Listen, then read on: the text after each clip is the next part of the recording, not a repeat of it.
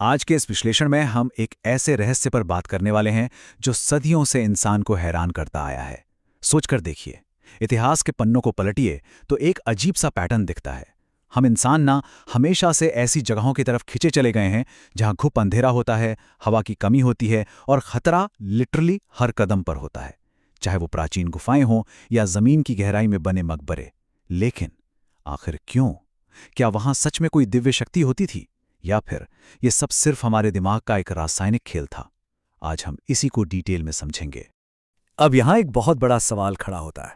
मतलब खुद सोचिए, एक ऐसी जगह जो फिजिकली हमारे लिए बिल्कुल अनुकूल नहीं है, जहां ठीक से सांस लेना तक मुश्किल हो, ऐसी जगह को परम ज्ञान और आत्मशुद्धि का रास्ता क्यों माना गया है ना? एक बहुत बड़ा विरोधाभास या पैराडॉक्स। हम रोशनी की तलाश में हमेशा अंधेरे में क्यों जाते हैं? इस सवाल का जवाब हमें विज्ञान, इतिहास और दर्शन के एक बहुत ही अनोखे सफर पर ले जाएगा। इस सोच की जड़ें एक्चुअली कितनी गहरी हैं, इसका अंदाजा प्राचीन यूनानी दार्शनिक प्लेटो की बातों से लगता है। अपनी बहुत ही मशहूर एलेगरी ऑफ द केव में उन्होंने गुफा को एक ऐसी जगह बताया जहां इंसान भ्रम और परछाइयों के बीच घिरे रहते हैं। प्लेटो का कहना था कि सच्चाई को देखने के लिए ना इन परछाइयों से बाहर निकलना पड़ता है। उनका मानना था कि शुद्ध ज्ञान पाने के लिए भौतिक दुनिया की इन अशुद्धियों से दूर होकर बस अपनी बुद्धि पर फोकस करना जरूरी है।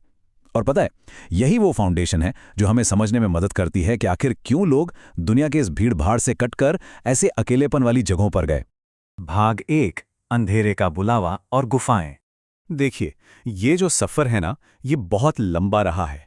पूरा पाषाण काल में चाविड गुफा की आश्चर्यजनक कला से शुरू होकर 8वीं शताब्दी ईसा पूर्व में डेल्फी के ऑरेकल तक, और फिर आगे बढ़ें तो 3री शताब्दी में सेंट एंथनी का मिस्र के मकबरों में एकांतवास, और 7वीं शताब्दी में पैगंबर मोहम्मद का हीरा गुफा में जाना। इन सभी अलग अलग घटनाओं में ना एक कॉमन थ्रेड है, एक आम कड़ी। इंसान का अपनी आम जिंदगी और समाज से पूरी तरह कटकर एकांत और अंधेरी जगहों को चुनना, ताकि एक अंदरूनी बदलाव महसूस किया जा सके। और ये सारी जगहें ट्रांसफॉर्मेशनल साबित हुई हैं। भाग 2, जहरीली गैसें और मतिभ्रम। तो यहाँ एक बहुत ही अहम मुद्दा सामने आता है, हाइपॉक्सिया। ये टर्म समझना बहुत ज़रूरी है। हाइपॉक्सिया असल में ऐसी स्थिति होती है जब आपके शरीर में ऑक्सीजन की भारी कमी हो जाती है। अब इमेजिन कीजिए, जब लोग गहरी गुफाओं में रोशनी के लिए मशाले जलाते थे तो वहाँ की पहले से लिमिटेड ऑक्सीजन बहुत तेज़ी से जलने लगती थी। तेल अवीव यूनिवर्सिटी के एक रीसेंट अध्ययन ने बताया है कि जब ऑक्सीजन लेवल गिरती है तो दिमाग में डोपामाइन हार्मोन का रिलीज अचानक से शूट अप कर जाता है। इससे होता क्या है? इंसान एक बिल्कुल अलग ही दुनिया में चला जाता है। उसे एक्सट्रीम खुशी, भ्रम या यहां तक कि आउट ऑफ बॉडी एक्सपीरियंस, यानी अपने ही शरीर से बाहर निकलने का एहसास होता है। तेल अवीव यूनिवर्सिटी के इस हैरान करने वाले अध्ययन के हिसाब से अर्ली ह्यूमंस इन गहरी और संकरी गुफाओं में सिर्फ शेल्टर के लिए नहीं गए थे। नहीं, उन्होंने जानबूझकर इन जगहों को चुना था। जब मशालों ने वहां की बची खुशी ऑक्सीजन खत्म कर दी तो हाइपॉक्सिया की वजह से उनकी चेतना यानी कॉन्शियसनेस ही बदल गई। उन्हें अजीबोगरीब दृश्य दिखने लगे, जिनकी वजह से उन्होंने गुफा की दीवारों पर ऐसी माइंड ब्लोइंग आर्ट बनाई। ये गुफाएं उनके लिए सिर्फ पत्थर की दीवारें नहीं थीं, बल्कि भौतिक और आध्यात्मिक दुनिया के बीच का एक दरवाजा बन गई थीं, एक ऑन्टोलॉजिकल एरिना जहां वो सीधे पूरे ब्रह्मांड से जुड़ा हुआ महसूस करते थे। और देखिए, ऐसी घटनाएं सिर्फ प्राचीन काल तक ही लिमिटेड नहीं हैं। आपको जानकर हैरानी होगी कि एक जहरीली गैस ने पूरे विक्टोरियन युग में भूतों का खौफ पैदा कर दिया था। जी हाँ, कार्बन मोनोऑक्साइड। ये एक ऐसी गैस है जिसे ना आप देख सकते हैं ना सूंघ सकते हैं, लेकिन ये हमारे खून के हीमोग्लोबिन से ऑक्सीजन के मुकाबले ना 200 से 300 गुना ज्यादा मजबूती से जुड़ जाती है। विक्टोरियन युग में जब बंद कमरों में कोयले और गैस की लाइट जलाई जाती थीं, तो इस गैस की वजह से लोगों को डरावने भ्रम और पैरानोया होने लगता था। जिन चीज़ों को वो लोग भूत प्रीत समझते थे, दरअसल वो दिमाग पर असर करने वाली एक जहरीली गैस का नतीजा था। इसी ने शायद उस वक्त की फेमस गॉथिक हॉरर कहानियों को भी इंस्पायर किया था। भाग 3, प्राचीन ग्रीस और भविष्यवाणियों का रहस्य।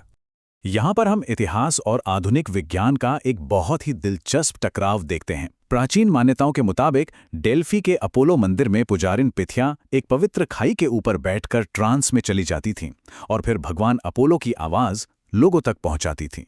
लेकिन आज का आधुनिक भूगर्भ शास्त्र यानी जियोलॉजी हमें एक बिल्कुल अलग कहानी बताता है। असल में मंदिर के ठीक नीचे कुछ दरारें थीं जिनसे इथिलीन जैसी हल्की गैस निकल रही थी, और इन्हीं गैसों के प्रभाव से वो पुजारिन ऐसी अजीब और नशीली स्थिति में पहुंच जाती थी। उस वक्त डेल्फी की अहमियत कितनी ज्यादा थी, इसका अंदाजा आप इस बात से लगाइए कि इसे दुनिया की नाभि कहा जाता था। 1000 सालों तक, जी हाँ, 1000 साल तक इन्हीं गैस के प्रभाव में की गई भविष्यवाणियों ने राजाओं के सबसे बड़े फैसले बदले, युद्धों की दिशा तय की और नए शहर बसाए। हालांकि इनके जवाब हमेशा किसी पहेली की तरह उलझे हुए होते थे, लेकिन जैसे जैसे वक्त बीता और ईसाई धर्म का प्रसार हुआ, इन भविष्यवाणियों का दौर आखिरकार हमेशा के लिए खामोश हो गया।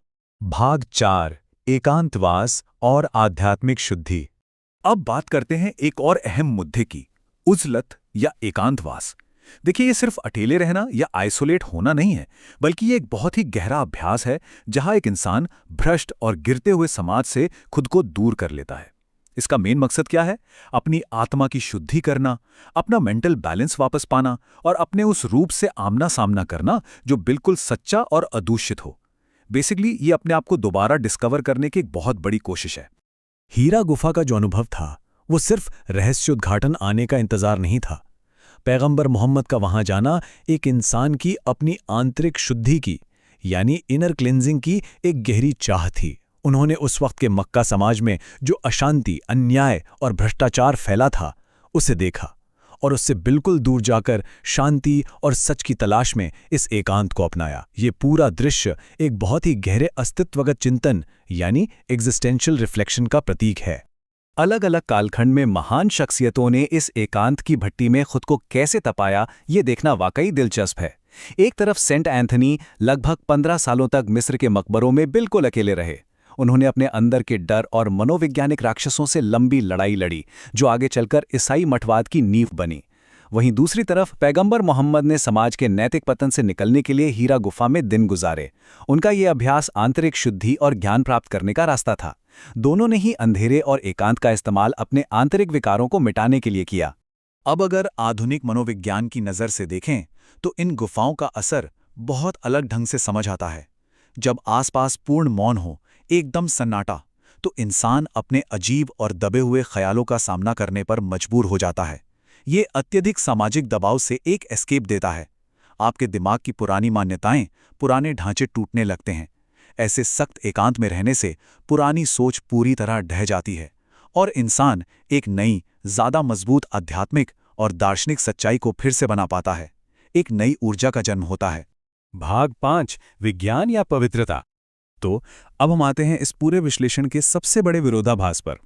एक तरफ हमारे पास जैविक या बायोलॉजिकल रियलिटी है, एक ऐसी जगह जो जहरीली गैसों से भरी है, जहां ऑक्सीजन लगभग ना के बराबर है, जो शरीर को एक्सट्रीम स्ट्रेस में डाल देती है।